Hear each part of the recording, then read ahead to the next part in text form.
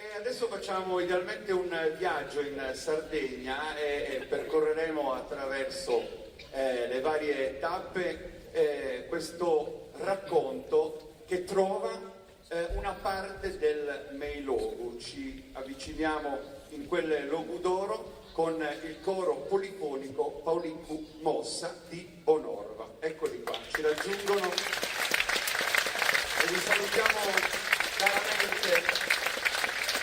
Questo nome evoca pagine belle della nostra poesia che loro ovviamente hanno raccolto anche nei loro canti e che documentano davvero tra i versi e le note.